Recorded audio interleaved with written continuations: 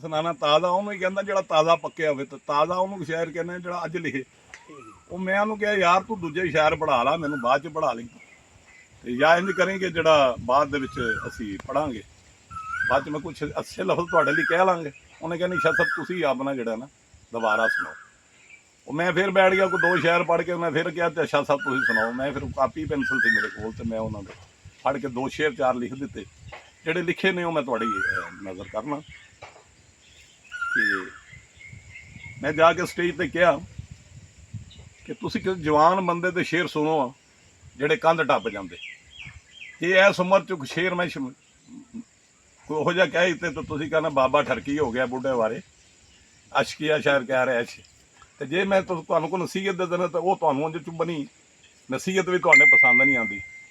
ਤੇ ਤੁਸੀਂ ਸ਼ੇਰ ਮੇਰੇ ਬਾਬੇ ਦੇ ਸੁਣਨੇ ਤਾਂ ਮੈਂ ਤਾਂ ਫਿਰ ਆਪਣੀ ਜ਼ਾਤ ਤੇ ਲਿਖ ਸਕਣਾ, ਕਿ ਮੈਂ ਆਪਣਾ ਆਪ ਕੋਈ ਦੱਸ ਸਕਣਾ ਕਿ ਜਿਹੜੀ ਮੇਰੀ ਹਸੀਅਤ ਰਹਿ ਗਈ ਉਹ ਮੈਂ ਦੱਸ ਦਿੰਦਾ। ਕਿ ਉਮਰ 70 ਸਾਲ ਦੇ ਕਰੀਬ ਪਹੁੰਚੀ ਪਈ ਹੈ, ਤੇ ਗੱਲ ਇੰਝ ਕਿ ਰਹਿ ਨਹੀਂ ਗਏ ਕਿਸੇ ਕੰਮ ਕਾਰ ਦੇ ਬੁੱਢੇ ਹੋ ਗਏ।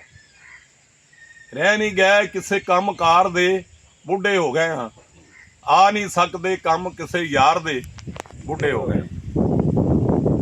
ਤੇ ਭਰ ਜਵਾਨੀ ਮੌਜ ਮਸਤਾਨੀ ਗੱਲ ਨਾ ਮੋੜੀ ਕਿਸੇ ਦੀ, ਭਰ ਜਵਾਨੀ ਮੌਜ ਮਸਤਾਨੀ ਗੱਲ ਨਾ ਮੋੜੀ ਕਿਸੇ ਦੀ, ਹੁਣ ਚੁੱਕ ਨਹੀਂ ਸਕਦੇ ਭਾਰ ਕਿਸੇ ਦਾ ਬੁੱਢੇ ਹੋ ਗਏ। ਵਾਹ ਕੀ ਕਹਿਣੇ ਸ਼ਾਹ ਸਾਹਿਬ, ਬੁੱਢੇ ਹੋ ਗਏ। ਤੇ ਗੱਲੀ ਬਾਤੀ ਸਾਰੇ ਕੰਮ ਮੈਂ ਹੀ ਕਰਨਾ ਵਾ।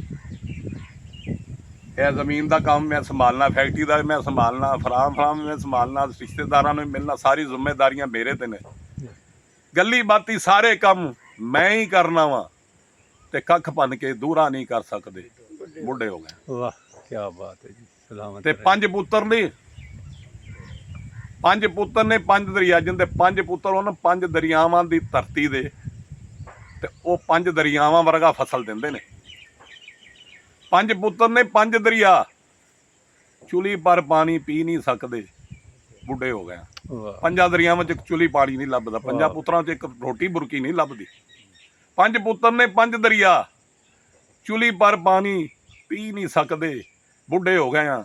ਤੇ 4 ਚਫੇਰੇ ਮਹਿਲ ਮਨਾਰੇ ਸਭ ਮੇਰੇ ਨੇ।